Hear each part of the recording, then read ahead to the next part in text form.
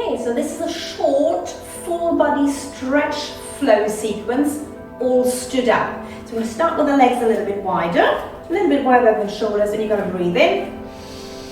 And exhale, come into sort of cat stretch. Breathing in and out.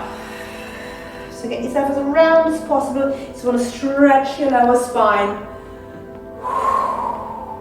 So lifting chest to the ceiling, so you get that upper back stretch and contract the lower spine. 4 more. Breathing in. Exhale. And breathing in. And exhale. Twice more. In. And exhale. And in. And exhale. Good. So the next one goes slightly similar. You're going to reach one arm forward as much as you can, and that's the same position, but you rotate, trying to stretch your arms long. That's it. And breathing in. Reach, see I'm spine rotating and contract. Again, I'm spine rotating and tucking under. 2 more this side.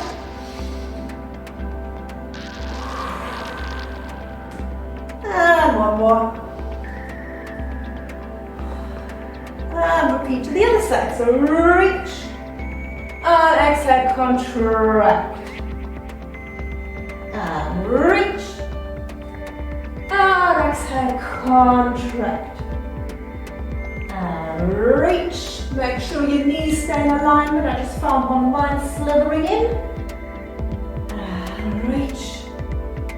And contract. Good. Stepping your legs wide, feet turned out. Just going to bend down, stretching those adductor muscles. And straighten. Again, you can add some arms, breathing in.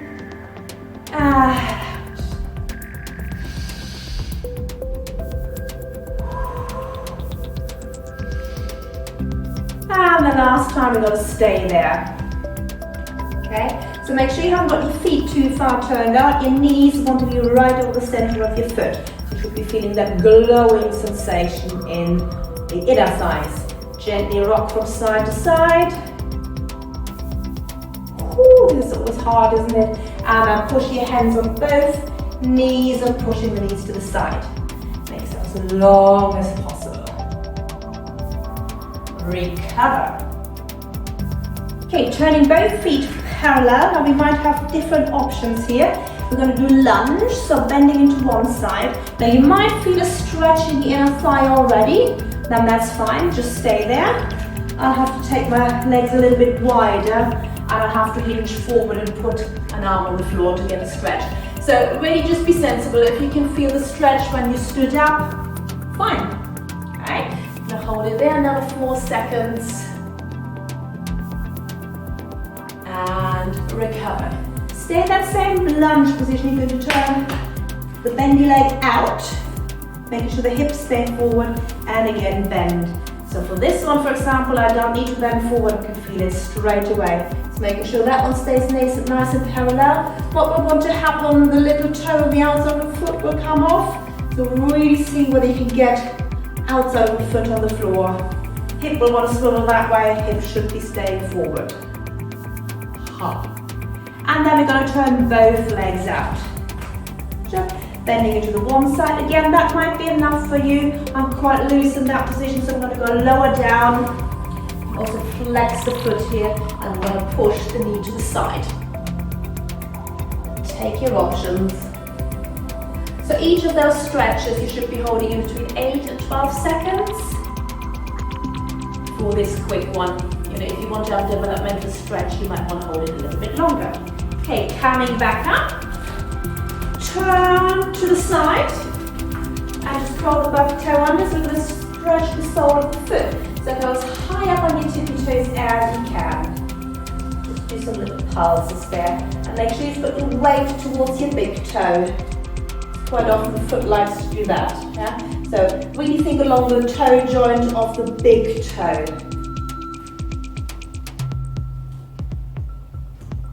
Good, turning that into calf stretch. So So making sure the foot is nice and parallel. Actually with the mat I can see I'm not parallel at all. So nice and lined up. Tucking under. Bending the front knee until you can feel your calf stretching. If you can't feel it stretching, you have to lean forward or take a step further forward. And it's really important to stay parallel. Your calf's got two heads, an inner and outer, that one and that one. And as we're all walking this way, if you stretch in that direction, you're never ever going to stretch the one that you need. So really be pedantically precise about your parallel. If in doubt, turn it slightly in, because it will slither. And again, put weight towards the big toe joint. Okay, from there we're going to go into a hamstring, so just rocking back. If you can, with a flat back. Okay, and then rotate the leg inwards and outwards. So really rotate it in your hip joint, ball and socket joint, it's rotating round.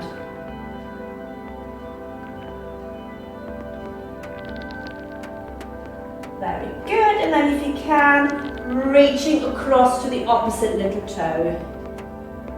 You might want to wrap this arm around so there's a little bit more space. That works better.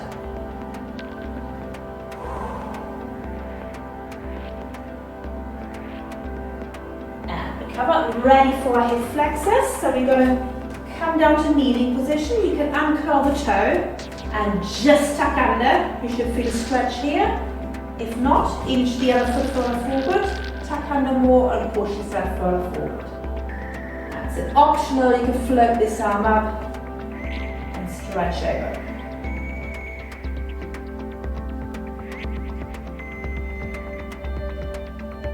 Very good. It's the heartbeat coming back up, so curl the toes under, come back up, and we're going to go for a T-fell stretch.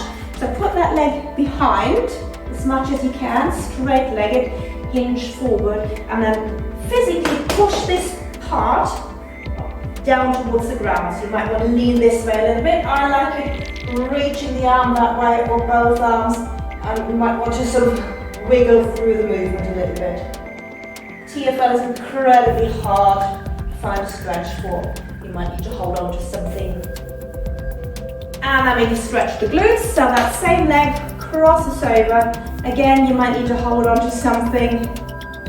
And lunging down, not lunging down, squatting down, sitting down, pushing this knee down to the side. You should feel your glute muscles saying, oh, hello.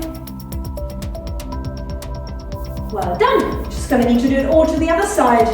So start in your second position, leg just stretch out. This is the moment where you're thankful you only got two legs. Just imagine you'd be a centipede.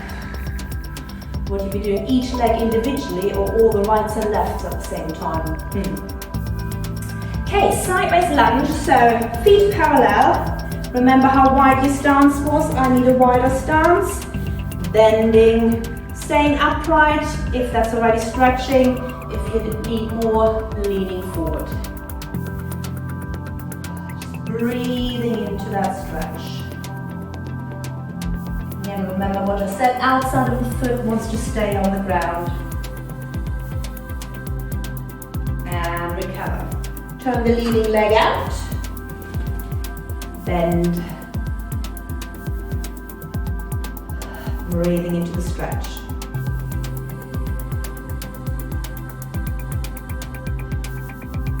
Very good. Turning both legs out. So that might be enough. I'll have to go a little bit lower. And flexing the foot. Because if you stood up, it's really hard to flex the foot. So it's just do what feels right.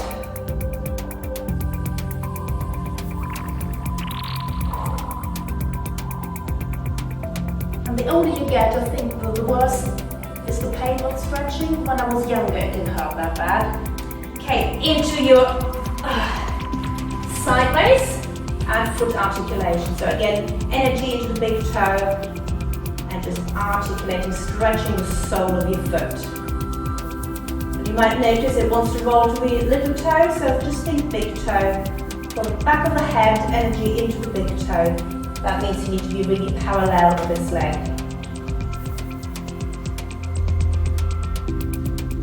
calf stretch again. Everything nice and parallel. You might get a hip flexor stretch there as well, which is great. I need to hinge forward.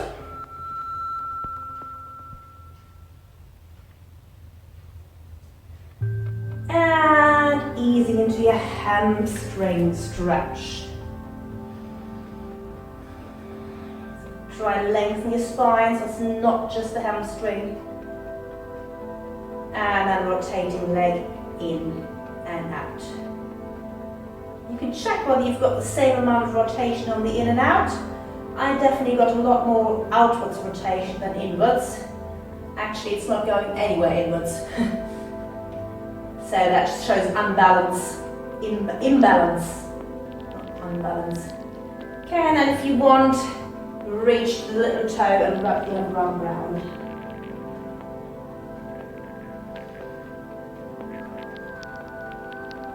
Okay, hip flexor, so come into your kneeling position, uncurl the toe, tuck under. Can't feel it, inch the other foot further forward, stretch a little bit further, and float the arm up. Breathing into the stretch. You're almost there, you're doing well. And be interesting to do this first thing in the morning, see how that feels, or later on in the day. It'll probably be easier later on in the day, but it probably does you good first thing in the morning. Okay? Getting up, so curl toes under, coming back up. And we're going to go forward to your bell stretch, so putting the leg behind. And pushing this side down towards the ground. But you might have to reach away. And both sides again might be feeling very different. You've got a standing leg and you've got a doing leg, so one of them will be much tighter than the other side.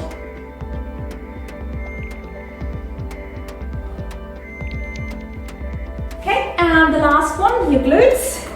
I'm not very good at this side because this leg's terribly unstable. So folding over. Maybe this is the moment where I should have gone to get a chair. I will persevere. It's the bad knee, it just doesn't like doing things. Whew. Yeah, I mean for me personally this stretch doesn't do much, I have it much better when on the floor. But as this is a standing sequence and for most people this is pretty good, it's probably okay. Excellent, shake your legs out. The only thing we have to stretch is our fingers, so just push your hands away. And relax. Well done, full body stretch. See you next time.